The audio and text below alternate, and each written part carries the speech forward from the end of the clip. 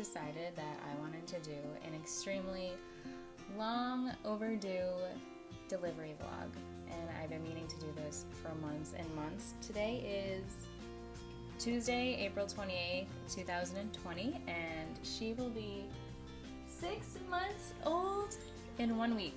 So it's been 6 months long overdue. So this is her. This is little Avairra Rain. Yeah, I see you. But I've been wanting to make this video because I don't want to forget any part of her labor and delivery and all the little things. She was born Friday, November 8th, 2019 at 7:18 in the morning, 7 pounds, 10 ounces, and 20 inches long. So at the end of the pregnancy vlog, it was kind of all over the place, but we were supposed to be induced on Tuesday, November 5th, because I was so uncomfortable. She felt like a ginormous baby. She couldn't move. She was stuck over my rib cage. But pretty much they gave us the runaround. We didn't end up getting induced. I got in like really depressed spirits about it because you get really excited, like this is the day I'm gonna meet my baby. So Wednesday night, November 6th, I was taking a shower trying to get in better spirits, and I lost my mucus plug. And I was so excited because I thought, oh my goodness, this is my body going into labor on its own. This is a good sign. So the next morning, Kyle didn't know if he should go into work or not. But he went into work, and I called my doctor, and I said, I just lost my mucus plug, blah, blah, blah. And they said, well, you're due for your 40-week appointment anyway, so come on in. So my mom went with me because I was just feeling like not in the best of spirits, just from the whole runaround of the whole inducing thing and being uncomfortable and 40 weeks pregnant. It turns out that I was 1 centimeter dilated, and I had been having Braxton Hicks contractions like 10 minutes apart for like a week, it felt like. But I guess maybe the days leading up to it, those probably were actual contractions, just not bad at all. So anyways, she said, head to the hospital. So I came back home and I called Kyle and I said, come home from work, we have to go to the hospital, we're gonna get induced. He made it home in probably about 20 minutes, and he works 40 minutes away. I said, don't speed, but emotions get the best of you in that type of situation. So we made it to the hospital probably around 3 o'clock, and they gave us Cytotec, which I guess is to ripen your cervix before they induce you, but they didn't ever check me, and I guess the doctor didn't tell them my cervix didn't need ripening. I was already dilating, where I was 1 centimeter already.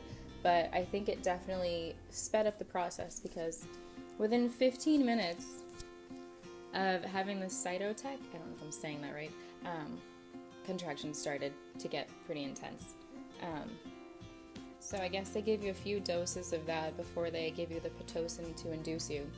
So they said, we're going to come in and check in a little while and give you the next dose of that. You put it in your cheek and it dissolves. And I couldn't believe that within 15-20 minutes I already felt it working, but maybe that's because I was already dilating and gave my body the like push to get going more. I have no idea. So we ended up going for a walk around the hospital, and it started to get more intense then. I remember we went to the vending machine, we got snacks, and then I think they said just make sure you're back to the room before 7 because that's when we're going to give you the next dose or give you the Pitocin. I don't remember.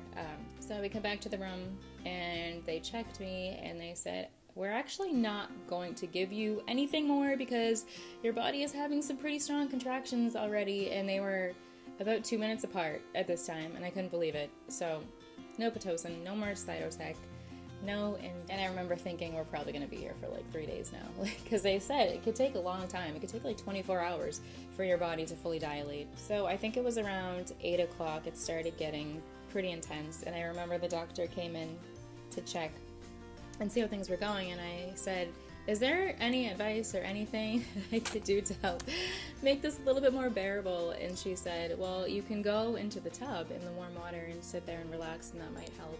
So we went into the tub, and the warm water actually was helping, and Kyle was feeding me candy in between contractions. Because I love candy, and candy makes everything better. So we were listening to music, song Born by the River. We kept playing a million times. I don't know if that's exactly what it's called. And some Meghan Trainor song for motivation. But at 8:30, maybe around 9 o'clock, I felt this huge pop and burst of water in between my legs. Like, pretty much my water broke, and it was definitely my water breaking, and I can't even explain how weird it felt. But I realized, oh my goodness, this is it, my water just broke. So I kind of started panicking because I knew that once your water breaks, it gets a whole lot more intense after that. So I wanted to be back in the bed. I was over the tub. So we went back into the bed, and the doctor came in to check how, one of the nurses came in to check how things were going. And I told her, my water broke in the tub, and she didn't believe me. I don't know why, but with every contraction after that, more water was coming out.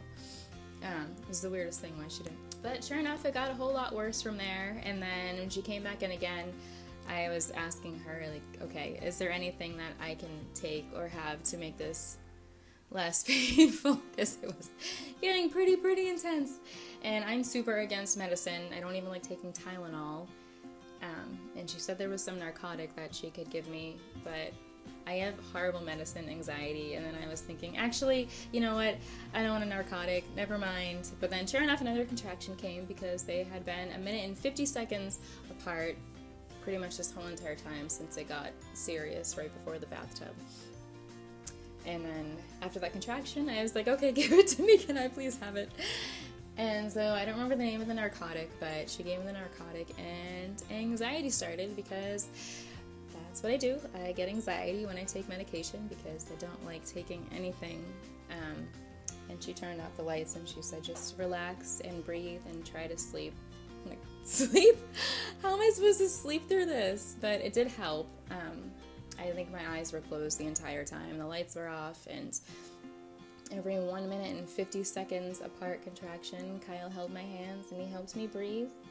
I don't think there was one contraction that he didn't hold my hands through, which I honestly would not have been able to make it through the contractions. I don't know what it is about hand holding, but he was rubbing my head. And so about an hour went by, and I'm thinking, oh my goodness, she lied to me. This is not helping.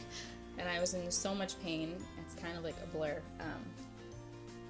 But it was helping. I was just dilating more, and come to find out at that point I was 4 or 5 centimeters dilated, and it was probably around 11 o'clock at that point, and they said, you could have epidural. So yes, please, because I could not breathe or move or talk or anything through the contractions at this point. So I remember sitting there on the edge of the bed, and Kyle's holding my hands, and I'm thinking, how in the world am I gonna sit still through this contraction to get an epidural?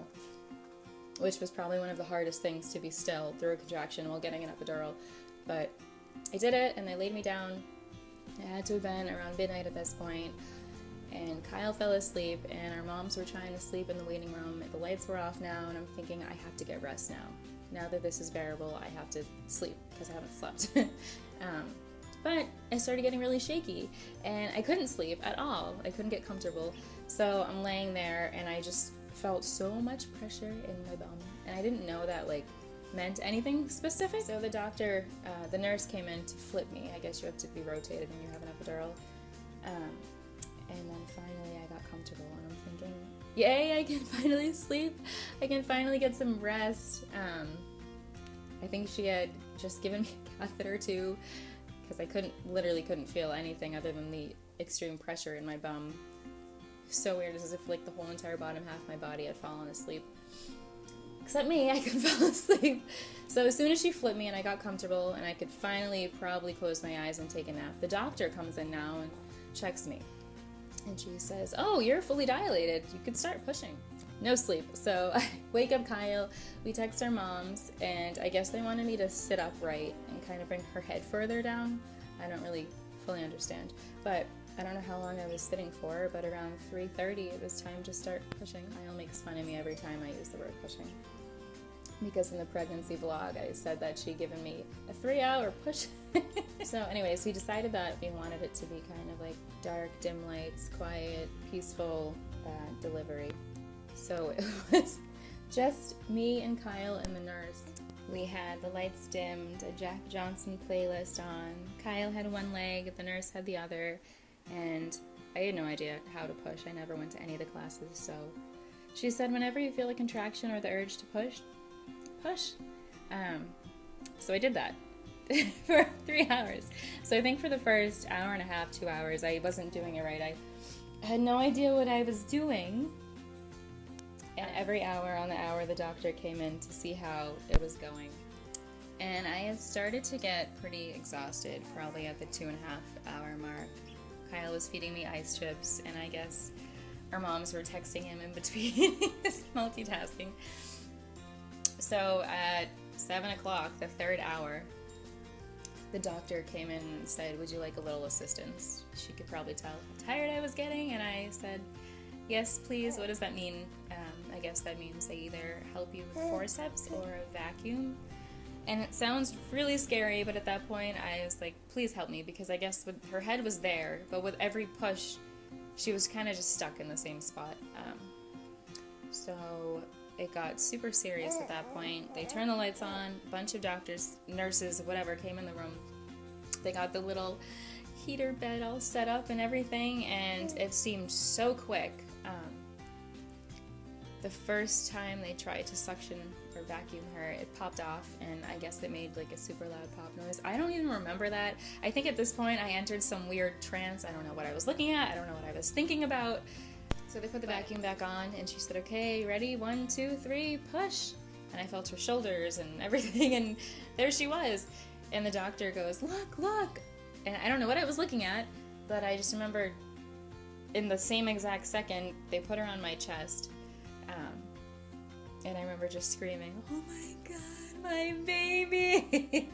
So loud, crying, happy tears and screaming, and I just couldn't believe it. It was so surreal. So that was 7/18 she was born, and there's a picture that Kyle took of her laying on my chest, stamped from 7:38. So I don't know what happened to time in that moment, but it didn't feel like 20 minutes had gone by, but I guess they were fixing everything down there. Not to be graphic, but I ended up having an episiotomy, I think because of the vacuum maybe, and then a 2nd-degree tear past that. So that was the probably most intense part of recovery, but after that, she peed on me twice, and she was crying and just looking up at me, and then I remember I couldn't wait for Kyle to be able to hold her also, which felt like an eternity before he got to hold her. But I remember before that, we had made sure that the cord was white before they cut it, and he cut the cord, and I missed that. I don't know what I was looking at. I have no idea what happened to me in that moment.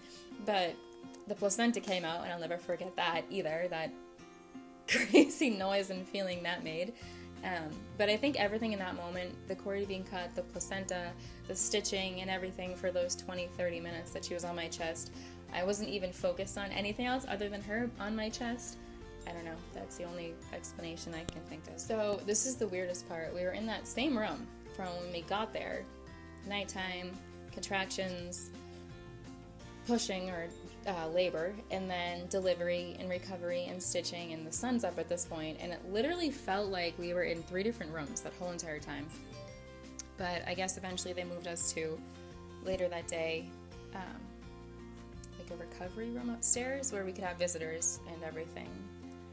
And yeah, so that was her labor and delivery, and she was born on Friday morning, and I think Sunday morning we got discharged, and oh my goodness, what a crazy feeling that was, bringing her home. But I can't even explain, there's no adjectives really to describe that experience. The most insanely, amazingly, incredible experience of my entire life, and still now, 6 months postpartum, I still get emotional thinking about it, which is probably why I couldn't really tell this whole labor and delivery story until now anyways. But yeah, she's gonna be 6 months old now, and she's definitely teething, and she started to eat some solids. So far she likes carrots, and she does not like peas or green beans, but she loves her rice cereal, and as you can see, she's already hooked on the Binky, which we weren't going to use one, but she seems to like it. And looking back at everything, I would not change a thing. Everything happened just as it was supposed to happen, when it was supposed to happen. Yes, it was. So that is her labor and delivery vlog, and I don't want to forget any of these moments.